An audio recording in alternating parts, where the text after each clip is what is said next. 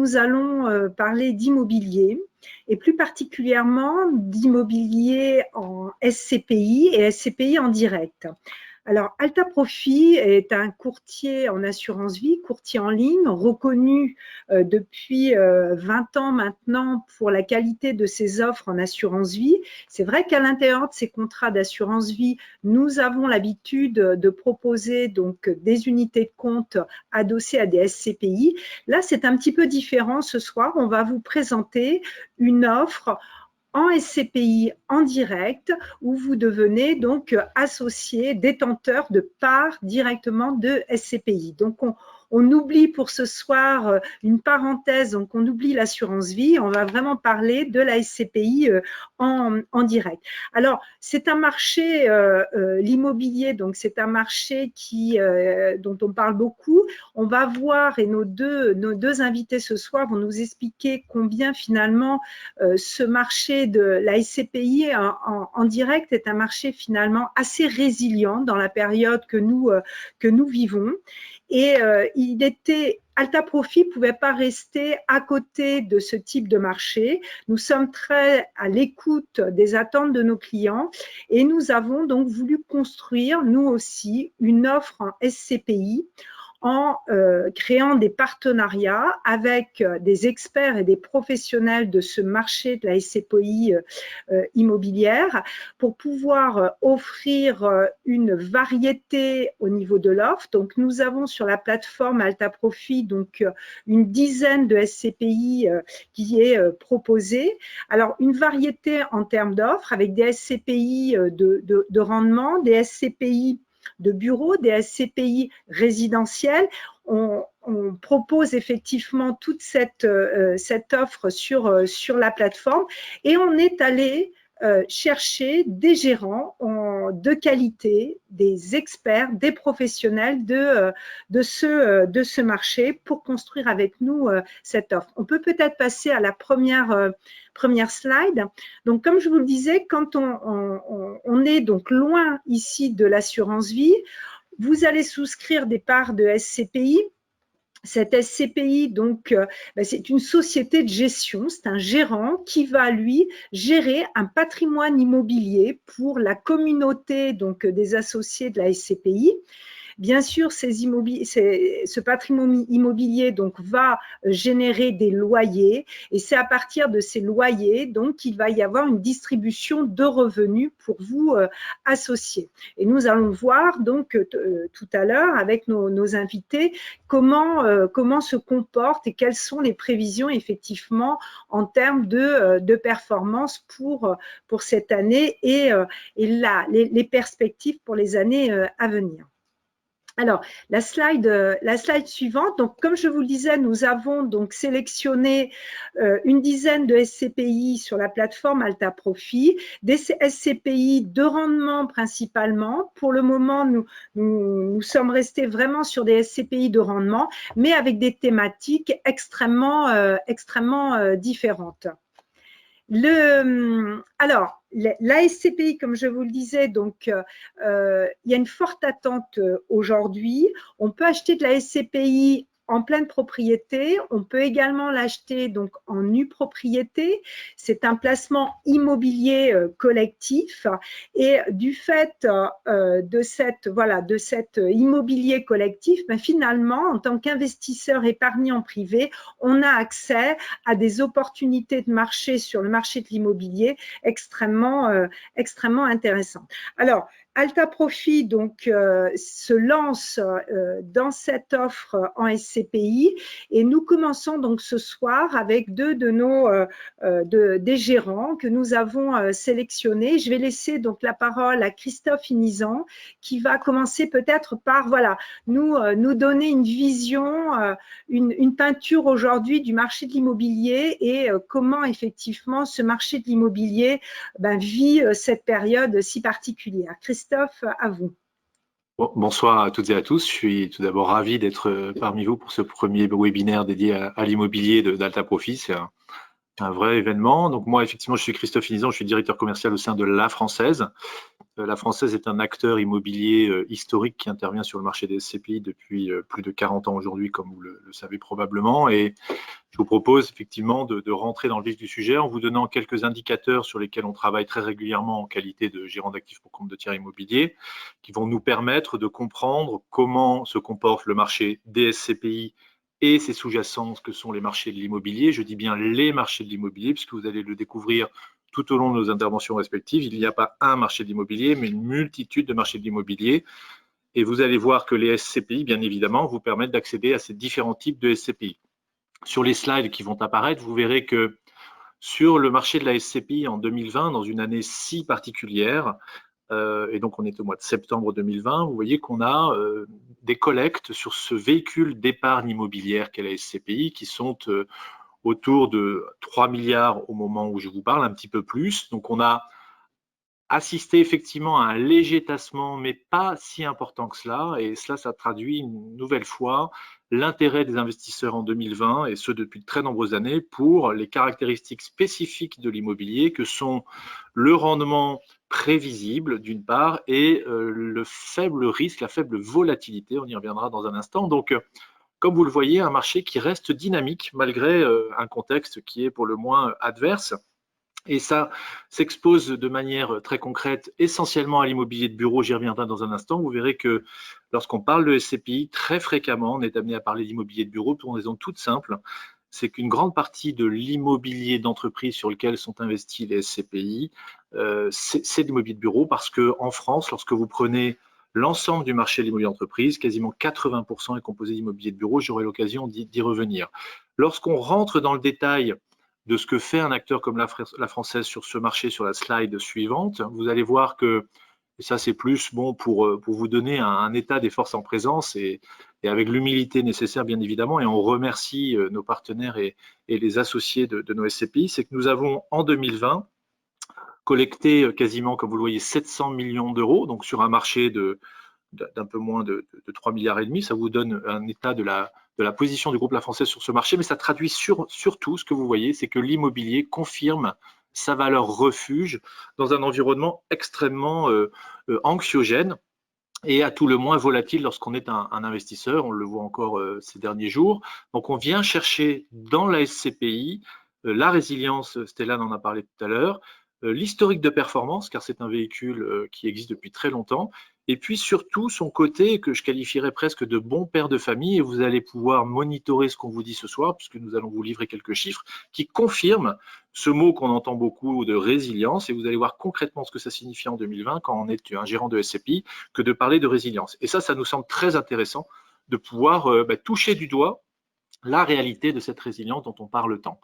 Donc, avant de rentrer dans ce qu'on vous propose avec Alta Profit à La Française, nous avons décidé de vous faire toucher du doigt un panorama de l'immobilier, c'est-à-dire que lorsqu'on parle des SCPI, on parle d'immobilier d'entreprise principalement. Et donc, sur les slides suivantes, on va s'employer à vous donner un état des forces en présence, un point marché qu'on se veut volontairement synthétique. Je sais que les équipes d'Alta Profit pourront vous compléter les éléments pour ceux que ça intéresse. Sachez qu'on a des indicateurs qu'on utilise tout le temps en tant qu'asset manager immobilier. Donc, bien évidemment, c'est un marché d'immobilier d'entreprise un peu différent que le marché d'immobilier d'habitation ou le marché d'immobilier résidentiel qu'on connaît toutes et tous un petit peu mieux, ou en tous les cas, on croit mieux le connaître. Donc, on s'est employé à vous faire toucher du doigt la réalité de ce marché d'immobilier d'entreprise. Alors, l'immobilier d'entreprise, c'est quoi? Vous le voyez sur la slide à droite, c'est des bureaux, des commerces, des locaux d'activité, de la logistique, mais aussi de l'hôtellerie. Donc, vous voyez, je vous parlais d'un tout qui n'est pas homogène. On ne parle pas d'un immobilier, mais d'une multitude de segments de l'immobilier. Et quand on analyse ce segment-là, la première chose qu'on fait, c'est qu'on voit et on regarde si les investisseurs sont intéressés à investir sur l'immobilier. Et ça s'appelle les volumes d'investissement. J'attire votre attention sur le fait, lorsqu'on parle d'investissement immobilier en France, on parle de l'un des principaux marchés immobiliers en Europe. Pas le principal, mais l'un des principaux marchés. Le principal marché en Europe, c'est l'Allemagne. On y reviendra en conclusion tout à l'heure. Mais sachez que sur ce marché de l'immobilier français, vous avez à peu près un peu moins de 12,5 milliards d'euros qui se sont investis. Et donc, c'est une baisse assez modérée par rapport à 2019, on a une baisse de l'ordre de 14% des volumes d'investissement. Donc il y a eu un ralentissement. La crise n'a pas évité l'immobilier. Il y a eu un ralentissement, mais un ralentissement relativement modéré. Donc vous avez eu des transactions qui ont continué à s'opérer pendant la crise et qui repartent au moment où on se parle. Donc on aura une année 2020 qui va constater une baisse des volumes, mais qui surtout confirme que vous avez de nombreux acteurs économiques, je pense notamment aux investisseurs particuliers que vous êtes toutes et tous, mais aussi aux investisseurs institutionnels qui viennent chercher dans l'immobilier les vertus que je décrivais tout à l'heure, c'est-à-dire faible volatilité, rendement et résilience. Par contre, ce qui va être intéressant de constater au-delà de ces volumes, c'est que, et on le voit sur la slide, il y a des impacts extrêmement différenciés au sein même de l'immobilier entreprise. Et on voit bien que, et vous vous en doutez, que l'hôtellerie ne s'est pas comportée de la même façon que les bureaux ou que la logistique ou les commerces. Et donc, c'est la raison pour laquelle, lorsque vous êtes un gérant d'actifs immobiliers, vous faites des choix en fonction de vos convictions et vos analyses de marché. Je vous parlais tout à l'heure de l'intervention de la Française principalement sur l'immobilier de bureau, parce que nous pensons que l'immobilier de bureau, non seulement est le segment de l'immobilier entreprise le plus investissable en quelque sorte, puisque c'est l'essentiel de la classe d'actifs, mais surtout qu'il fait preuve d'une très grande résilience dès lors qu'on va savoir à la fois choisir les bons emplacements, ce que nous appelons les bureaux corps, j'y reviendrai tout à l'heure si vous le souhaitez, mais aussi et surtout, et ça va être de plus en plus important, les bons locataires. Et vous allez voir qu'au-delà même du segment de l'immobilier sur lequel on intervient, il va falloir aussi être sélectif sur les locataires. Et si on avance dans les slides, vous allez vous rendre compte d'une chose, c'est que ces éléments qui soutiennent l'immobilier, il y en a un d'entre eux qui est fondamental, que vous connaissez en tant que client Delta Profit, puisque vous êtes financièrement au fait de ce qui se passe.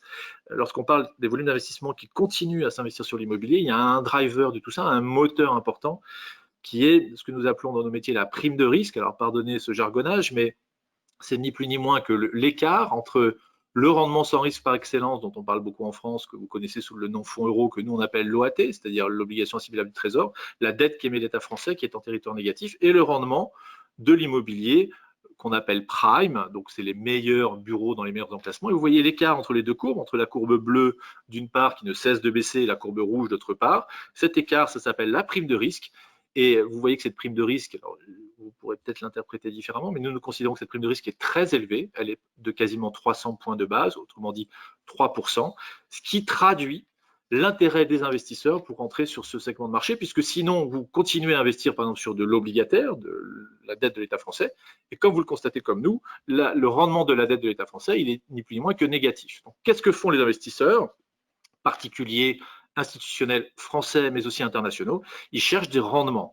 Et donc, quand on cherche du rendement et qu'on cherche un couple risque-rendement optimal, naturellement, on s'oriente vers l'immobilier et naturellement, on s'oriente vers l'immobilier entreprise, mais on choisit les marchés les plus sécurs, les plus sûrs. Et il s'avère qu'en Europe, les deux marchés les plus sûrs, et à la française, c'est aussi ce qu'on pense, c'est la France et l'Allemagne. Ça ne veut pas dire que les autres marchés ne sont pas intéressants, mais ils présentent des niveaux de risque qui sont un petit peu différents, donc il faut être attentif. Donc, ce driver que vous voyez sous les yeux, ce que nous appelons la prime de risque, est un élément déterminant. Et pour aller plus loin et pour finir sur cet aspect-là, sachez que nous considérons à la française que tant que la prime de risque de l'immobilier, autrement dit l'écart entre les deux courbes bleues et rouges, est supérieur à 200 points de base, donc 2%, non seulement il n'y a pas de bulle, mais il y a encore des marges de manœuvre en termes de progression de valeur des actifs. J'y reviendrai tout à l'heure. Donc, on est dans un scénario tout à fait incroyable puisque nous vivons effectivement une situation historique, mais elle n'est pas qu'historique au plan sanitaire, elle est historique au niveau également monétaire, puisque toutes ces courbes que vous voyez sous ce slide viennent du fait que les banques centrales, depuis 2008, n'ont cessé d'injecter des liquidités dans le système. Ces liquidités ont permis aux États de soutenir leurs économies respectives, mais elles ont eu pour conséquence également d'écraser les taux de rendement des dettes d'État et a pour conséquence, bien évidemment, notamment, je pense au fonds euro, pour prendre cet exemple très concrètement, de mettre le fonds euro sur des niveaux de performance qui sont très très faibles par rapport typiquement à l'immobilier qui, lui, vous le voyez, délivre des performances, quand on parle des CPI, on est très vite à 4 ou 5%, j'y reviens dans un instant. Si on passe sur la slide suivante, puisque là, vous avez une approche de l'immobilier, de la matière immobilière avec un biais un petit peu financier. Vous avez un autre élément qu'on regarde de très très près, bien évidemment, et qui est déterminant, c'est que l'immobilier, ça n'est pas que du financier, et loin s'en faut, c'est le comportement des acteurs économiques. Autrement dit, avoir de l'immobilier, des bureaux, des commerces, des locaux d'activité, des hôtels, s'il n'y a pas de locataires, de clients, pour le dire directement, c'est un sujet. Et il s'avère que nous partons d'une situation sur le marché français et d'Europe continentale dans sa globalité extrêmement sain avant la crise. Et nous avons un indicateur très important que nous regardons de très près en tant que gérant d'actifs immobiliers, c'est ce que nous appelons le taux de vacances. Autrement dit, y a-t-il une suroffre ou une sous-offre sur le marché? Est-ce que j'ai trop de bureaux, trop de commerces par rapport à la demande locative? Et il s'avère qu'avant la crise, nous étions dans une situation, dans certains secteurs, je pense typiquement à Paris, dans ce que nous appelons le QCA, le quartier central des affaires, dans une situation quasiment de pénurie d'offres disponibles. Vous aviez un taux de vacances à Paris qui était inférieur à 1%. Autrement dit, quand vous étiez une entreprise locataire qui voulait s'implanter sur le marché parisien, vous aviez de grandes difficultés à trouver chaussures à votre pied, bureau à votre convenance. Ça a été la même chose et c'est encore la même chose en Allemagne. Donc on voit bien qu'on part d'une situation extrêmement tendue du point de vue de la disponibilité de l'offre, notamment de bureaux, mais c'est valable aussi dans les commerces qu'on appelle prime, c'est-à-dire les meilleurs emplacements. La crise est arrivée et effectivement la crise a eu un impact au sens où elle a ralenti la demande des entreprises locataires, donc les acteurs économiques ont mis un petit peu entre parenthèses leur consommation, que ce soit de bureaux, de commerce et plus généralement d'immobilier d'entreprise. Mais pour autant, pour vous donner quelques repères, pour être très, très complet, en année de moyenne en régime de croisière, on place à peu près 2 millions de mètres carrés par an en France sur l'immobilier d'entreprise. Donc là, on est au mois de septembre 2020, on est à peu près à 750 000 mètres carrés placés. Donc on a un retard, mais on a un retard qui non seulement va partiellement être comblé, mais qui n'est que la traduction du fait que l'économie ait été arrêtée pendant un trimestre. Et nous pensons que la demande va repartir. Elle est déjà notamment en train de repartir sur les bureaux que nous appelons les bureaux prime. Il y a eu moins d'activité, mais l'activité ne s'est pas complètement arrêtée. Donc quand on regarde les indicateurs objectifs, que sont les volumes d'investissement d'une part, la prime de risque et la demande placée, il est certain que l'immobilier n'est pas resté hors sol par rapport à la crise, mais l'immobilier globalement a très bien résisté pour une raison fondamentale, c'est qu'on part d'une situation de départ qui est extrêmement saine sur l'immobilier d'entreprise d'Europe continentale. Je ne pourrais pas dire ces mêmes éléments du marché anglais, par exemple, sur lequel on pourra échanger lors des questions-réponses. Donc, quand on avance sur les slides, on se rend compte également d'une autre chose, c'est que dans ce contexte économique, on a eu beaucoup d'interrogations. On a tous été en télétravail pendant 2 mois. Et il n'est pas illégitime, lorsqu'on est un investisseur, un acteur économique, un épargnant, de s'interroger sur comment va résister l'immobilier, et particulièrement l'immobilier de bureau, à ce que nous avons appelé, ce que certains médias ont appelé la vague du télétravail. Alors, on n'a pas de boule de cristal, par contre, on a des chiffres très précis, puisque à la française, on gère 4 millions de mètres carrés. Je rappelle à toutes fins utiles que le marché de l'immobilier d'entreprise francilien, c'est 55 millions de mètres carrés de surface, de bureaux principalement. Et donc concrètement, ça signifie quoi l'arrivée du télétravail? C'est que avant la crise, le télétravail avait déjà été adopté. Donc ce n'est pas une révélation, c'est juste une confirmation d'une tendance de relativement long terme de l'émergence du télétravail. On a bien vu que pendant la crise, le télétravail, on a tous été assez heureux de pouvoir le pratiquer, donc ce que nous appelons le télétravail subi. Pendant la crise, donc on a eu des niveaux de télétravail relativement élevés. Et on voit depuis le 1er juillet, vous vérifierez que les chiffres reviennent, alors pas une normalité, on aura plus de télétravail après la crise qu'avant la crise. Par contre, à titre d'illustration, et ça vient du ministère du Travail qui fait des études assez approfondies sur le sujet, vous avez un salarié sur 10 au 1er juillet qui était encore en télétravail. Alors vous me direz, bon, c'est intéressant ces chiffres, mais qu'est-ce que ça signifie? Ça signifie, que vous vous doutez bien que les acteurs immobiliers dont fait partie la française, on n'a pas attendu que le télétravail arrive, on n'a pas attendu que le coworking se développe pour les intégrer dans nos gestions de SCPI, puisque bien évidemment, c'est des mouvements de fond, des tendances de long terme sur lesquelles on doit s'adapter et on doit faire preuve d'agilité. Donc ça, c'est la tendance de long terme. Par contre, il est faux de penser, de notre point de vue en tous les cas, que le télétravail va supprimer le besoin de surface de bureau de la part des entreprises, puisque d'un côté, vous avez une force qui agit avec l'adoption du télétravail lié à la crise sanitaire et le besoin, soit dit en passant, des salariés de moins subir les contraintes de transport lorsque, par exemple, vous êtes en Île-de-France, c'est une réalité. Mais de l'autre côté, vous avez une force contraire qui est ce qu'on appelle la dédensification. Autrement dit, vous le voyez sur la slide qui apparaît, on a besoin de plus de surface pour le même nombre de collaborateurs. Et donc, ces forces-là sont à l'œuvre. Et lorsque vous êtes dans une logique de gestion d'actifs immobiliers pour compte de tiers comme on est à la française, bien évidemment que ces mouvements, on les regarde de très près. Et ce qui en sort et ce qui en ressort, c'est que vous avez un impact assez fort du télétravail, c'est vrai, sur les locataires qui sont des TPE et des PME, parce que c'est ni plus ni moins qu'un poste de charge qui a dû être diminué pour faire face à la crise. Et donc, on voit bien que sur les surfaces, les petites surfaces de bureaux notamment, il y a un effet certain de la limitation, voire de la réduction de consommation de surface de bureaux, ce qui est moins le cas, voire pas du tout le cas, sur les typologies d'entreprises que sont les ETI et les grandes entreprises. On voit qu'aujourd'hui, certaines grandes entreprises sont en train d'amorcer un mouvement de faire revenir les collaborateurs au travail, bien sûr dans le respect des mesures sanitaires de distanciation, mais il y a un mouvement qui opère pour simplement répondre à la logique même de l'existence d'une entreprise. Nous avons la conviction qu'une entreprise peut tout à fait mettre en télétravail une partie de ses collaborateurs, mais la raison d'être d'une entreprise, la raison d'être même d'une entreprise, c'est de créer de la valeur. Et cette création de valeur, elle doit s'incarner. Et l'incarnation, de notre point de vue, va se faire dans le lieu qu'est le bureau. Ça va exiger par contre, effectivement, et on peut avancer sur les slides, que le bureau s'adapte aux nouvelles attentes des parties prenantes. Les parties prenantes, c'est les collaborateurs qui vont vouloir avoir par exemple des espaces qui sont moins denses, on en parlait tout à l'heure. Il y aura probablement des espaces de collégialité plus importants, de partage plus important, mais il y aura un besoin, et on le voit formalisé de plus en plus dans les études qui sont réalisées par les différents intervenants, que les collaborateurs émettent le souhait de revenir au bureau.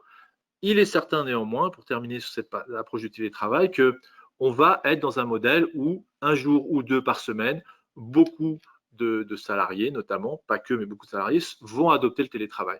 Mais ça n'est pas de nature à modifier, de notre point de vue, en profondeur, le besoin d'immobilier de bureaux de la part des acteurs économiques. Ça va simplement remodeler un peu l'offre de bureaux en concentrant sur les zones les plus premium, le bureau devenant une espèce de vaisseau amiral d'étendard de l'entreprise, et va se développer à côté ce que nous appelons des tiers-lieux, donc des bureaux qui seront à proximité des lieux de résidence des collaborateurs, ou lorsqu'ils ne viendront pas au siège social 1 ou 2 jours par semaine, comme je vous l'indiquais tout à l'heure, ils vont pour partie travailler de chez eux, parce que le télétravail peut se faire à domicile, mais le télétravail peut se faire aussi dans des lieux tiers, ce qu'on a appelé du coworking il n'y a pas si longtemps que ça. Mais sachez que lorsque vous êtes gérant de SCPI, tous ces phénomènes-là, ils sont déjà en grande partie intégrés. Et je vous expliquerai pourquoi tout à l'heure à la française. Donc ça, c'était le premier focus qu'on voulait faire rapidement. Et pour avancer sur notre analyse de ce qui se passe, vous l'avez vu rapidement sur la métropolisation, donc on est très attentif bien évidemment au fait que la création de richesses va continuer à se concentrer sur les grandes métropoles. Et vous le voyez ici, on est très attentif au pays sur lequel on investit. On a la chance d'avoir en France, mais c'est également le cas dans l'Europe du Nord plutôt, des économies qui sont très diversifiées. Et donc la diversification va avoir pour corollaire la résilience. C'est la raison pour laquelle, par exemple, ça n'est pas un biais, c'est une analyse factuelle. Nous sommes très peu présents sur la péninsule ibérique car nous pensons que la crise économique peut être plus impactante sur des pays qui sont très dépendants, typiquement du tourisme. On le sait bien que c'est le cas de l'Espagne ou du Portugal. Donc on se concentre sur des économies qui se veulent résilientes. Nous pensons que typiquement la France, le Benelux, l'Allemagne, pour ne citer que quelques exemples, sont très résilients du point de vue économique de par un tissu d'entreprises et d'acteurs économiques très diversifiés. Si on poursuit pour vous donner quelques éléments de réflexion par rapport à nos analyses sur le marché de l'immobilier d'entreprise, il est évident que la crise sanitaire qu'on vient de vivre et qu'on est en train de vivre révèle aussi des situations qui vont nécessiter de la part des acteurs immobiliers la prise en compte de critères qui sont les critères financiers, parce que tout investisseur cherche du rendement à juste titre, et c'est la raison du succès des SCPI depuis de nombreuses années, et on pense que ça va continuer. Par contre, ça n'est pas suffisant. Il va falloir intégrer, et si on passe à la slide d'après, des critères qu'on va qualifier d'extra-financiers pour tenir compte, il y a une crise sanitaire, mais il ne vous aura pas échappé que potentiellement il y a une crise climatique, et l'immobilier a son rôle à jouer dans le traitement, en toute humilité, mais dans le traitement de cette crise climatique. Et on est heureux, en tant que représentant de la Française, de vous annoncer qu'enfin arrive un label immobilier ISR qui va être dédié au SCPI, et vous allez donc pouvoir très vite allier performance financière et performance extra-financière en investissant dans les SCPI, un peu à l'image de ce qui a été fait dans le financier pur depuis de nombreuses années, pour permettre et pour contribuer à limiter l'impact carbone de l'immobilier dans les SCPI. Et ça va s'adjoindre d'une autre démarche de la part des sociétés de gestion comme la française, c'est que c'est ni plus ni moins devenu qu'un incontournable. Autrement dit, si vos immeubles dans vos portefeuilles de SCPI ne répondent pas à ces logiques environnementales, de critères ESG et de label ISR, les locataires, autrement dit celles qui payent un loyer, qui font la performance des SCPI, se détourneront de votre patrimoine. Donc l'ISR est en train de s'imposer dans l'immobilier comme indispensable à la qualité du patrimoine que vous offrez au travers de vos SCPI. Donc ça, c'est une véritable révolution qui va donc avoir pour point de départ l'arrivée du label ISR, comme vous le voyez, qui est prévu pour, en tous les cas, les premières SCPI vont être labellisées à compter du 23 octobre. On espère que les autorités pourront aller assez rapidement. Donc des éléments, comme vous le voyez, assez structurants, qui sont indirectement liés à ce qui se passe aujourd'hui et qui vont être un accélérateur de tendance, au même titre que le télétravail préexistait. On voit que l'immobilier est en capacité de s'adapter et d'anticiper les tendances de long terme. Si on avance, si vous le voulez bien, par rapport à cette situation et pour synthétiser ce qu'on fait à la française en 2020 dans ce contexte-là, on peut encore avancer si vous le voulez bien. Bien évidemment, nous n'avons pas attendu que la crise se termine pour continuer à être très actifs. Et vous le voyez, nous avions décidé il y a déjà de nombreuses années, non seulement de nous désensibiliser en partie au commerce. Nous sommes une maison qui est plutôt orientée sur l'immobilier tertiaire, autrement dit l'immobilier de bureau et l'immobilier de santé, j'y reviendrai dans un instant. Donc nous avons concentrer nos patrimoines sur les immeubles Core et Core Plus. Alors, Core, c'est des immeubles qu'on va qualifier de premium, de mieux placés avec les plus beaux locataires, parce que ça nous semble être en adéquation avec le marché de l'immobilier d'aujourd'hui et de demain. Donc, il faut plutôt faire preuve de résilience. Et pour cela, il faut avoir des immeubles bien placés avec des beaux locataires. Ça me semble évident, mais c'est bien de le rappeler. Nous nous sommes concentrés sur, comme vous le voyez, des immeubles qui sont flexibles, parce que les usages des locataires sont en train de se modifier. On parlait du coworking tout à l'heure. Si vous venez dans un immeuble comme le siège social de la Française il y a 10 ans et le siège social de la Française aujourd'hui, c'est deux immeubles très différents. Autrement dit, vous avez beaucoup d'espace de partage qui n'existait pas il y a encore 10 ans. Il y a 10 ans, on était tous dans des bureaux individuels. Aujourd'hui, ça n'existe simplement plus. Vous avez des salles de sport dans les immeubles pour que les collaborateurs se sentent à l'aise quand ils viennent dans l'entreprise. Vous avez des salles de musique dans les sièges sociaux des entreprises aujourd'hui. Ce n'est pas juste pour faire plaisir aux collaborateurs, c'est que ça contribue à favoriser la productivité, ni plus ni moins, parce que chez l'entreprise, il est aussi là pour que ce soit productif et ça n'est pas que de l'habillage d'immobilier. Et à la française, on a fait aussi quelque chose de très important, c'est que nous avons, puisque nous sommes un acteur historique, nous avons arbitré massivement nos patrimoines. Donc nous avons repositionné nos patrimoines sur ce que je vous explique depuis tout à l'heure, c'est-à-dire des immeubles plutôt dans les métropoles, plutôt aux nouvelles normes, avec cette capacité de flexibilité. Et donc nous avons dégagé sur les arbitrages que nous avons opérés des plus-values qui nous permettent de réinvestir dans de bonnes conditions dans l'immobilier que nous anticipons être l'immobilier de demain. Vous avez quelques exemples ici qui sont révélateurs de ce qu'on a pu faire.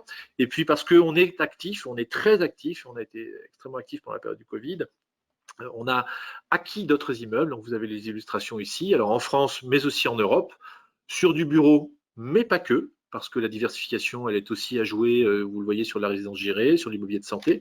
Donc, on s'emploie à être agile dans la gestion des portefeuilles de SCPI en essayant d'anticiper ce que nous croyons être des tendances de très long terme, des méga trends qui s'appliquent aussi dans l'immobilier.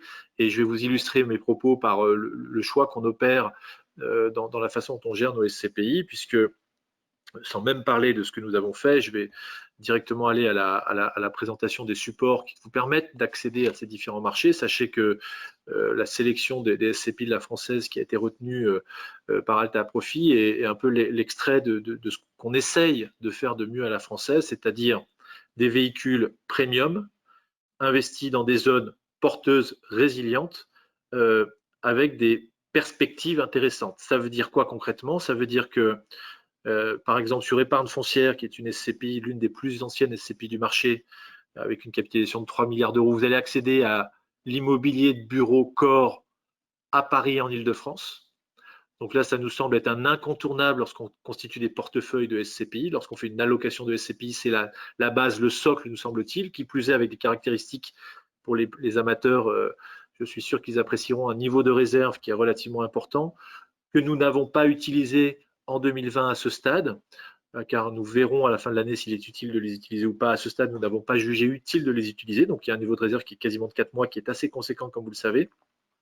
Et puis, nous avons, bien qu'elle soit assez ancienne, renouvelé le parc de cette SCPI à hauteur de 60% sur les 5 dernières années. Donc, une SCPI qui a quasiment 50 ans aujourd'hui, mais dont la moitié du parc a moins de 5 ans. Donc, vraiment en capacité d'affronter les défis d'aujourd'hui et de demain dans de très bonnes conditions, avec des indicateurs sur lesquels les équipes d'Alta Profit pourront revenir à vos côtés, extrêmement bien positionnés. Donc, ça, c'est plutôt pour l'investissement en France. Et à côté, nous avons développé il y a quelques années une SCPI qui est la petite sœur d'épargne foncière, mais au niveau européen, avec un fort biais allemand, sur des bureaux corps dans les principales métropoles allemandes et accessoirement dans les principales métropoles d'Europe, je pense à Amsterdam ou à Bruxelles.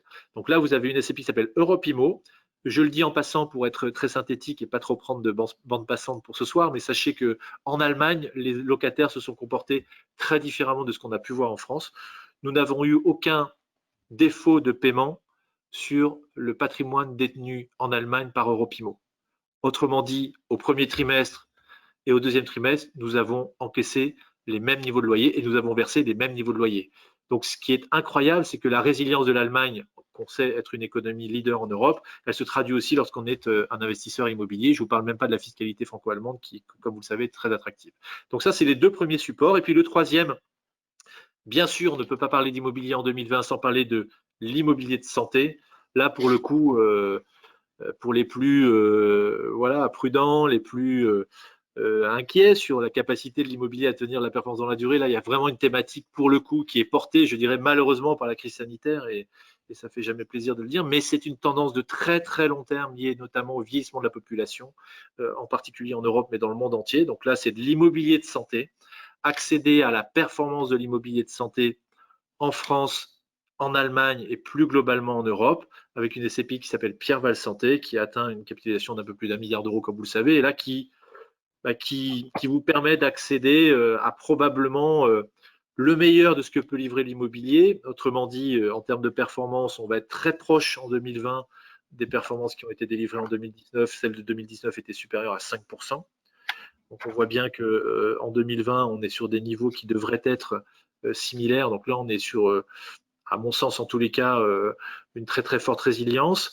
Des indicateurs qui sont tous au vert, notamment celui que vous voyez sur la slide, ce que nous appelons la maturité des baux supérieure à 13 ans. Autrement dit, nous avons des baux en moyenne qui vont nous permettre d'avoir des loyers pendant 13 ans, ce qui est quand même juste incroyable parce que ça donne une très forte visibilité. Et puis je me permets quand même, avant de conclure et de laisser la parole à Grégory, de vous rappeler une chose, c'est que c'est une SCPI d'immobilier de santé pure, donc la seule SCPI santé pure du marché, mais c'est aussi un fonds de partage. Donc je m'emploie à le rappeler, c'est-à-dire qu'on a un partenariat avec l'Institut Savoie-Lamoille-Lépinière, du professeur Saillant à la Pitié-Salpêtrière. Vous savez qu'ils font des recherches sur les maladies neurodégénératives liées au vieillissement de la population. Donc sachez que vous pouvez, si vous le souhaitez, et si vous voulez donner du sens à votre investissement, à la fois avoir la performance, parce qu'elle va en faire, et à la fois donner une petite partie de la performance de cette SCPI pour la recherche contre les maladies neurodégénératives en investissant dans Pierre-Val Santé. Donc, vous voyez une approche qu'on se veut globale d'allocation d'actifs immobiliers à l'aide du véhicule qu'est la SCPI et qui vous permet de construire des portefeuilles immobiliers résilients et qui vont offrir des performances dans la durée qui, nous semble-t-il, devraient être assez stables. Et en conclusion, on vous a mis quelques exemples de ce qu'on fait en aminisme, on aurait pu mettre bien d'autres choses. Je vous remercie. Merci Christophe. Nous donnons la parole maintenant à Grégory Motreff de Perial Asset Management. Bonjour à toutes et à tous. Je tiens à remercier également les équipes d'Alta Profit de nous avoir conviés à ce webinaire et ainsi de la confiance qu'ils nous accordent en vue du lancement de cette nouvelle offre. Mon intervention, elle va être consacrée en particulier sur un fonds, une SCPI que nous gérons, qui se nomme PF Grand Paris. Il faut savoir qu'elle a la particularité d'être la plus ancienne SCPI du marché et elle a pour stratégie de capitaliser sur le projet du Grand Paris. Alors, juste un petit mot également sur Perial, qui permettra de situer Perial Asset Management dans l'environnement des sociétés de gestion en matière de SCPI et de PCI. Perial Asset Management, c'est la plus vieille société de gestion aujourd'hui du marché. Elle est indépendante puisqu'elle est détenue par la même famille. Enfin, disons qu'elle est à capital familial, créée en 66. Donc, ça fait la plus vieille société de gestion en matière de gestion pour compte de tiers, et en particulier sur les SCPI, puisque nous gérons à travers 3 SCPI un encours de 4,1 milliards. La 4,4 milliards, c'est ce qui inclut les fonds institutionnels, 4,1 milliards donc pour les SCPI, pour 500 immeubles sous gestion. Alors, concernant justement Perial, outre son indépendance et sa durabilité, comme je viens de l'indiquer, elle est impliquée aussi dans une démarche responsable, ce qui fait en sorte que nous avons développé via la création d'un fonds en 2009 qui est sûrement le plus connu de chez Perial, qui s'appelle PFO2. Nous avons placé le développement durable au cœur de la gestion immobilière, nous permettant ainsi justement d'être pionniers en matière de performance environnementale. Nous, de cette expertise, nous déployons justement sur tous nos fonds une démarche ESG justement dans toutes les décisions d'investissement et de gestion d'actifs. Particularité également, Perial a été référencé en tant qu'acteur par la Caisse des dépôts en tant qu'acteur, en tant que seule société de gestion européenne en matière de gestion de fonds non cotés verts. Donc c'est ce que j'indique en fond de slide. Évidemment, on est signataire des principes de responsabilité d'investissement responsable des Nations Unies, et nous sommes impliqués dans plein d'autres, on va dire, organismes aujourd'hui en matière de développement durable. Alors, nous allons passer maintenant aujourd'hui sur la présentation de PF Grand Paris. Alors, PF Grand Paris, déjà un petit mot sur PF Grand Paris, c'est aussi la plus vieille société de gestion, la plus vieille SCPI du marché. Pourquoi? Parce qu'elle a été créée en même temps que la fondation de Perial Asset Management. Ce qui en fait le plus vieux fonds actif en ce moment. On l'a vu, Christophe parler de l'épargne foncière. L'épargne foncière a suivi un peu de temps après sa création. Donc, c'est une vieille SCPI qui a connu 5 crises immobilières et qui démontre sa résilience dans le temps. Et justement, à travers principalement le bureau, parce qu'elle se consacre uniquement à l'investissement en bureau et particulièrement en région parisienne et Paris intramuros.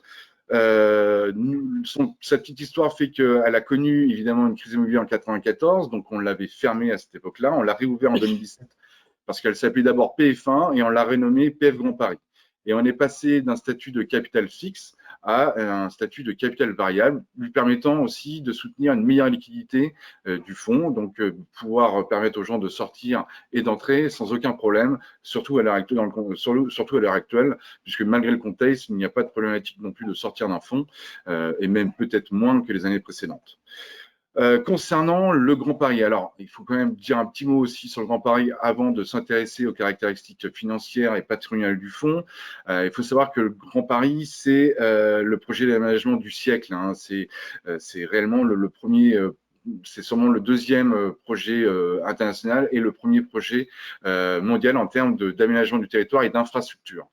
D'ailleurs, il va permettre ainsi de renforcer l'attractivité internationale de Paris et sa région, à l'instar, c'est-à-dire d'installer Paris comme une ville-monde, à l'instar de Tokyo, New York, voire Londres. Ce que j'indique évidemment sur cette slide ici. Alors, le Grand Paris, c'est avant tout un réseau de transport qui va être développé, principalement via le métro automatique qui fera le tour de Paris, et ça va justement améliorer l'offre de transport de banlieue à banlieue et d'éviter le centre de Paris pour se déplacer. Donc une meilleure mobilité afin justement d'éviter les disparités de territoire et les inégalités évidemment sociales en la matière. Donc, c'est très important de le signifier encore aujourd'hui. Donc, le réseau aujourd'hui de transport, après évidemment la construction, donc à horizon 2030-2035, puisque comme je l'indique ici, c'est un projet qui devrait être investi à hauteur de plus de 35 milliards d'euros. Enfin, ça peut aller également, ça peut toujours s'accroître, surtout avec le contexte actuel. Donc, 70 gares évidemment, donc 200 km de plus aux 200 km actuels, ce qui emmènera à un réseau de plus de 400 km, soit le premier réseau de transport international, voire, enfin plutôt mondial, à horizon 2030-2035. Évidemment, les transports sont le premier levier du Grand Paris, mais également ce projet comporte aussi d'autres volets liés au développement économique, de l'habitat, de l'enseignement supérieur, également du sport et de la culture. Il faut savoir qu'aussi le Grand Paris va s'appuyer sur le développement de 7 territoires, de 7 grands territoires comme pôle d'activité stratégique. Hein. Ça, c'est important de le signifier. C'est pas indiqué sur la slide, mais il faut l'avoir en tête, c'est que plusieurs clusters vont se développer à travers le Grand Paris et le réseau de transport. Alors, on va parler un petit peu, on va faire un focus également sur l'Île-de-France, parce que en fait, le Grand Paris ne part pas d'une feuille blanche. Hein. Le Grand Paris déjà dispose de plusieurs atouts, et principalement sur l'immobilier, et également d'un point de vue économique, puisque il faut savoir que Paris et sa région, c'est la première région économique d'Europe. En matière de bureaux, c'est le marché le plus profond, c'est le marché le plus liquide, puisqu'il est le 3e marché mondial de bureaux, mais c'est le premier marché européen. Pourquoi? Parce que vous savez, disons que sur une période allant de 2008 à 2019, 28% des transactions ont lieu à Paris par rapport à 21%, enfin je parle du marché européen, par rapport aux 4 premières villes allemandes qui représentaient 21%. Alors l'Allemagne, depuis le Brexit, a pris un peu plus d'importance, mais néanmoins, Paris reste très attractif pour les investisseurs domestiques, mais aussi pour les investisseurs internationaux. Et avec le Grand Paris, cette attractivité se renforce. Donc c'est une grande importance pour nous qui sont investisseurs dans le bureau de poursuivre nos investissements sur cette typologie d'actifs. Hein, donc l'offre en plus de bureaux à Paris et dans sa région est diversifiée et permettant justement de permettre un plus grand développement du bureau comme vitrine de l'aménagement du territoire. Et même pour les collectivités. D'ailleurs, le bureau, lui, pour nous, c'est une aubaine au final, puisque justement, on va permettre de développer aussi d'accélérer la mutation du bureau. Hein, ce qui est non négligeable aujourd'hui, on l'a vu à l'heure actuelle, le télétravail a évidemment été révélateur pour le grand public, mais il faut savoir que la gestion des investisseurs, les mutations du bureau à travers les nouveaux modes de travail ont été prises en compte depuis plus de 10 ans. Donc, que ce soit à travers le nomadisme, le coworking, le flex office, ainsi que le télétravail. Mais ça, le Grand Paris est un accélérateur de ce mouvement-là. Donc, il va être très important, nous, en tant qu'investisseurs, de prendre en compte ces nouveaux modes de travail et faire place justement à des aménagements plus ouverts, et aussi en proposant à des utilisateurs de plus en plus, alors utilisateurs dits locataires, de plus en plus de services.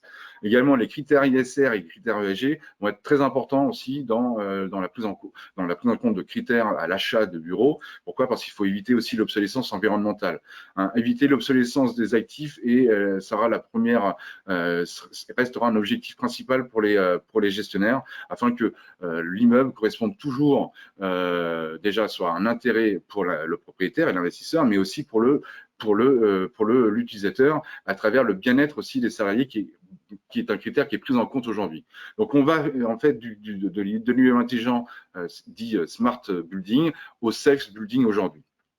Alors évidemment, l'attractivité du Grand Paris et aussi l'époque nous le permet, puisque l'environnement du Toba couplé, on va dire, à la prudence des investisseurs va renforcer aussi cette attractivité.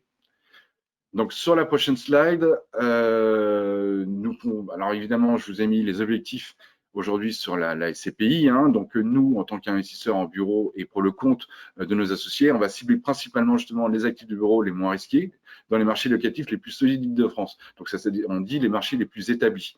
Donc on va privilégier déjà les zones actuelles qui vont toujours être restructurées actuellement et qui vont être dynamisées par le Grand Paris, mais aussi certaines zones où vous allez avoir des croisements entre les anciennes et les nouvelles lignes, où vous allez sûrement avoir de la reversion de loyer et de la création de valeur. Hein, donc, ça va être une grande étape. C'est toujours, on va dire, investir en Île-de-France permet aujourd'hui de préserver beaucoup plus de valeur que d'investir dans des métropoles régionales. Ça, c'est un fait. Il faut savoir que les transactions en immobilier, en immobilier de bureau en France concernent Paris à hauteur et sa région à hauteur de 80% des transactions. C'est non négligeable. Donc, on va pouvoir passer, on va dire aussi sur l'autre slide. Donc, ça reprend, on va dire, tout ce que je viens de vous évoquer. Hein. Donc, privilégier en tout les transports proches. Pourquoi? Parce que c'est favoriser évidemment des marchés locatifs établis où il permet d'avoir de plus en plus de mobilité pour y accéder. Donc ça, c'est essentiel aujourd'hui pour acheter un immeuble. Donc des immeubles flexibles Alors, c'est pas un terme nouveau, flexible, hein. Les flex office, c'est pas nouveau, ça se développe depuis des dizaines d'années. Néanmoins, ce sont des nouveaux usages qui sont pris en compte énormément. C'est pour ça qu'aujourd'hui, c'est vrai que le croissant ouest ou l'ouest parisien est très concerné par le bureau, évidemment, mais la flexibilité du bureau va pouvoir également lui permettre d'aller chercher de nouvelles zones et afin de aussi permettre d'être sur ce nouveau réseau de transport. Donc, la flexibilité va concerner l'ensemble des bureaux aujourd'hui et c'est une recherche surtout des grands utilisateurs et des salariés. Puisque le bien-être va passer aussi à travers cette flexibilité. Donc, tout ça pour vous dire qu'investir dans les actifs du bureau aujourd'hui va permettre d'établir des perspectives d'appréciation de valeur encore plus fortes que par le passé. Et ça, uniquement à travers le projet du Grand Paris. Concernant les caractéristiques financières de la SCPI, donc sur la prochaine slide, vous allez pouvoir constater que c'est une SCPI proche du milliard d'euros, malgré son existence depuis 50 ans. On est à 912 millions d'euros à la mi-année, c'est-à-dire à la fin du deuxième trimestre, pardon. C'est une SCPI qui est aussi qui comporte beaucoup d'associés, puisque 17 000 associés composent, on va dire, la SCPI, à travers 119 immeubles pour 492 locataires. Donc, c'est important de le notifier, puisque ça veut dire que la SCPI est fortement mutualisée à travers les locataires et les immeubles. Vous pouvez remarquer que depuis la réouverture en 2017, l'évolution du prix de part s'est accrue fortement, puisqu'elle s'était revalorisée de près de 5% chaque année depuis sa réouverture en 2017, puisqu'on est passé d'un prix de 569 € à 532 €. C'est une SCPI qui reste toujours un peu en décote par rapport à la valeur de la Constitution. Ça, on y reviendra sûrement ensuite dans les questions, puisque vous savez que pour établir le prix de part aujourd'hui, l'AMF nous impose d'apprécier le prix de part dans une fourchette de moins 10 à plus 10% de la valeur de la Constitution, qui est la valeur d'expertise plus tous les frais inhérents à la constitution de la SCPI. En termes de collect boot, c'est une SCPI qui est assez dynamique. Il faut savoir qu'en 2019, nous avions collecté 119 millions d'euros et nous avons réalisé ce budget sur le premier semestre. En termes de taux DVM, alors taux DVM, ça paraît très barbare, hein, évidemment, comme terme, mais ça équivaut au taux de rendement. Sauf que l'AMF, c'est-à-dire l'autorité des marchés financiers, nous impose de retranscrire le taux de rendement sous cette appellation qui est le taux du dividende sur la valeur de marché.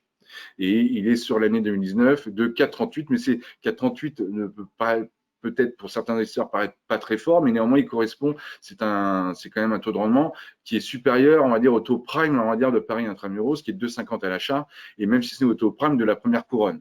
Donc c'est un taux qui est totalement dirais-je, important, enfin très bon, on va dire, pour une SCPI qui investit en région parisienne. En matière de réserve, nous sommes sur, alors RAN veut dire report à nouveau, nous sommes au niveau de 108 jours de distribution, ce qui fait un peu plus de 3 mois, 3 mois et demi, pour 6,52 € par part. Donc, je vous montrerai sur les prochaines slides que le taux le dividende qui a été distribué était de 22 €. Donc, il viendra compléter ou amortir la distribution s'il y avait des baisses d'encaissement sur l'année 2020 liées au contexte actuel, mais ce qui n'est pas le cas, puisque l'objectif actuel nous fait penser, ou en termes de perspective, probabilité de pouvoir maintenir le dividende de l'année dernière, voire même l'accroître sans toucher justement au report à nouveau. Et ça montre évidemment le principal apport, on va dire, qui nous permet de maintenir cet objectif, c'est la résilience du marché parisien et la résilience du bureau. Sur la prochaine slide également, nous pouvons voir un benchmark de la SCPI par rapport aux SCPI d'immobilier d'entreprise qui sont à peu près 180 aujourd'hui. Donc, vous voyez, le taux de rendement finalement est proche, on va dire, de l'immobilier d'entreprise, puisque l'immobilier d'entreprise concentre non pas uniquement le bureau, mais vous avez aussi du commerce et vous avez les actifs alternatifs comme les hôtels, la santé et tous les actifs liés aux résidences, services liés à la santé, bref, tout type d'actifs qui rentrent dans cette typologie. Le VPM, c'est la valorisation du prix moyen. C'est la revalorisation sur une année. Donc, on prend les parts avant revalorisation du prix de part et évidemment la progression après revalorisation avec le nouveau part. Donc, il est de 5,22 contre 1,20%. C'est la résilience, évidemment, du bureau dans Paris est constatée, mais également la progression des valeurs d'expertise en région parisienne est la plus forte qu'en province, évidemment, ou que dans certaines métropoles européennes. La progression des valeurs d'expertise dans Paris et sa région est très importante, et ce qui nous permet justement de pouvoir valoriser le prix de part de 5,22 sur l'année 2019. Ce qui fait que son TRI 5 ans est un des plus importants du marché, puisqu'il est même il est dans le top 3, je crois, des CPI à capital variable qui font plus de 500 millions d'euros de capitalisation, et il est de 6,91, ce qui fait que depuis 5 ans, un investisseur qui est rentré il y a 5 ans, le PFGP lui a rapporté 6,91 par an. Sur la prochaine slide, nous allons rentrer, je pense, un peu plus sur la connaissance du patrimoine, un taux d'occupation financier qui est de près de 90%. Il faut savoir que quand on l'a rouvert en 2017, il était plutôt proche des 75%. Alors, ce qui explique aussi cet apport sur le dividende, cet effet bénéfique sur le dividende. Donc, c'était une SCPI qui était à redynamiser et la société de gestion l'a très bien fait d'un point de vue asset management, puisqu'elle l'a réamené, on va dire, à mi-année, à mi-2020, à hauteur de 90%, sachant que son taux d'occupation physique, ce que je vous mets, c'est le taux d'occupation réel, est proche des 93,5%, ce qui fait une vacance réelle de 6,5%. Le taux d'occupation réel, c'est justement ce taux d'occupation financier plus les franchises de loyer. C'est-à-dire qu'on ne perçoit pas de loyer, ce sont des cadeaux commerciaux, des mesures d'accompagnement permettant à certains locataires d'entrer dans des locaux sans pouvoir payer de loyer sur une certaine période. En termes de composition, donc c'est une NSCPI qui sera purement de bureau, donc on est proche des 95%. Les commerces sont plutôt des bureaux, sont plutôt des immeubles mixtes. Vous allez retrouver des commerces en pied d'immeuble et plus particulièrement dans Paris intramuros. Je vous ai mis un graphique, un camembert décomposant la composition du patrimoine sur la région parisienne. Évidemment, acheter à Paris intramuros, c'est très bien en termes de liquidité, mais toutefois, les taux sont très, très bas. Nous l'avons réalisé encore cette année rue du Faubourg Saint-Honoré et l'année dernière autour de la place de l'avenue des Ternes. L'investissement moyen a été sur ces deux investissements de 3,50, contrairement à la première couronne, et même pour les actifs prime, on est au-delà de 4%. Il ne faut pas que, évidemment, les actifs deviennent dilutifs en termes de distribution de dividendes. Néanmoins, ça reste des immeubles. Quand on investit à Paris intramuros, ça nous permet aussi d'avoir de la liquidité en termes d'arbitrage. Si on devait avoir un gros pépin de marché secondaire, c'est-à-dire d'avoir plus de retraits que de souscriptions à l'avenir, alors ce qui n'est pas du tout le cas sur les CPI, on pourrait très bien vendre des immeubles dans Paris qui sont plus liquides et permettraient de rembourser les associés.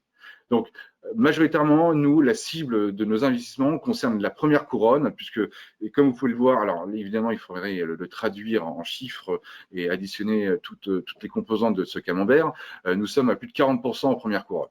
Et il faut savoir que le réseau de transport, le nouveau réseau de transport correspondant au Grand Paris, concerne particulièrement la petite couronne. C'est la petite couronne qui va bénéficier ou qui va bénéficier de tous les fruits du Grand Paris.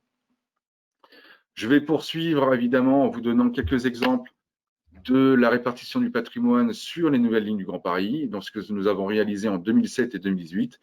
Donc, si on peut le voir, j'espère que c'est assez visuel pour vous, assez lisible. La ligne rouge, c'est la ligne 15 qui va d'est en ouest, c'est-à-dire au niveau de Rueil-Malmaison ou de la Défense en particulier jusqu'à pratiquement Marne-la-Vallée, qui sera coupée, divisée en deux par la ligne 16 et qui, elle, partira de Saint-Denis jusqu'à Val-de-Fontenay-Champigny, puisque faut savoir que l'est de Paris, il y a quand même une grosse zone d'activité à Val-de-Fontenay où vous retrouvez beaucoup de back-office financiers.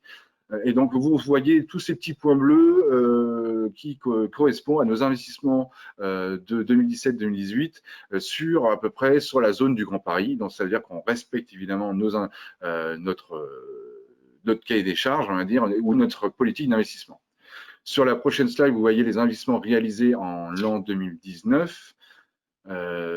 Voilà, pour des immeubles alors qui se rapprochent, vous voyez, qui vont de 583 mètres carrés, ça correspond justement à une petite surface dans Paris, comme ça s'explique d'une part par rapport à sa situation. Nous allons plutôt rechercher des actifs entre 5 000 et 16 000 mètres carrés. Donc, ce qui correspond quand même à des grandes transactions et ce qui nous fait rencontrer, ce qui nous concurrencie avec des gros investisseurs type fonds de pension, assureurs et institutionnels.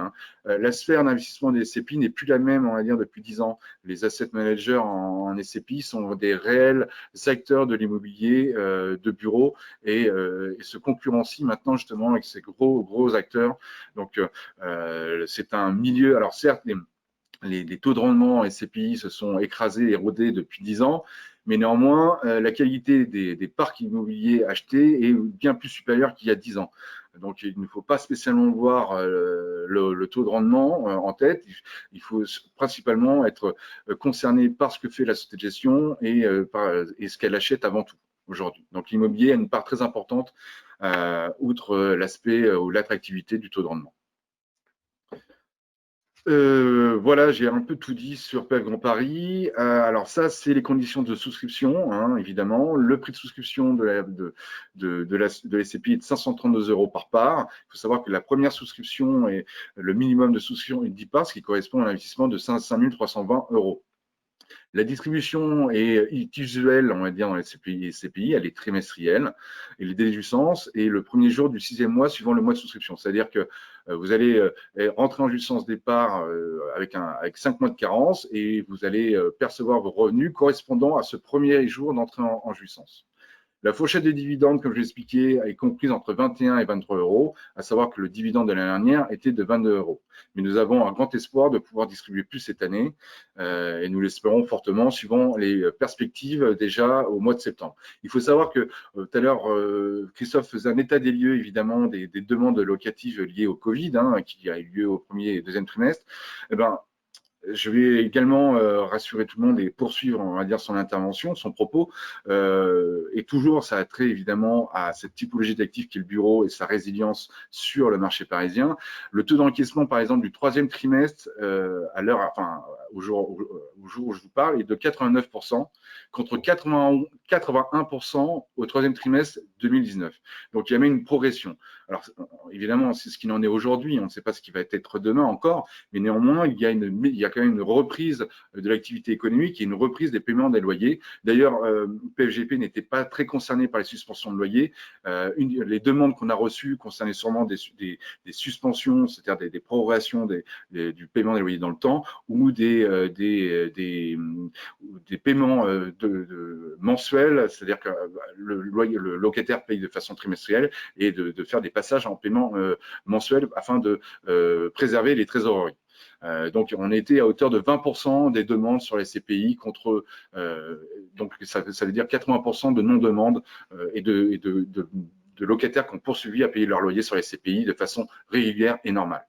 Très bien, merci Grégory, merci messieurs.